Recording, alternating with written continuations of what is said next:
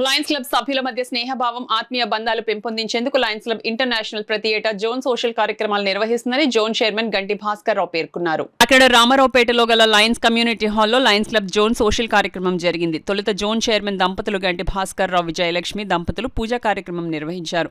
అనంతరం జరిగిన కార్యక్రమంలో గంటి భాస్కర్ రావు జయలక్ష్మిలు ముఖ్య అతిథులుగా పాల్గొనగా Lions Club Kakinada, Lions Club Kakinada friends, Lions Club Kakinada Sakhi, Lions Club Kakinada Manam సభ్యులు భాస్కర్ రావు దంపతులకు ఘన స్వాగతం పలికి సత్కరించి శుభాకాంక్షలు తెలియజేశారు.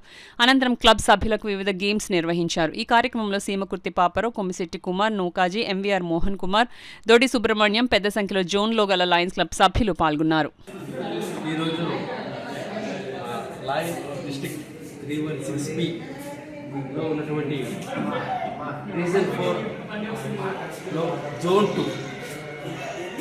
జోన్ సోషల్ కార్యక్రమం జరుపుకుంటున్నాం. ఈ కార్యక్రమంలో Lions Club Kakinada main, Lions Club Kakinada friends, Lions Club Kakinada Sakhi, Lions Club Kakinada Manam, ఈ 4 క్లబ్ యొక్క సభ్యులు పాల్గొని ఈ కార్యక్రమాన్ని జరుపుకుంటున్నాం.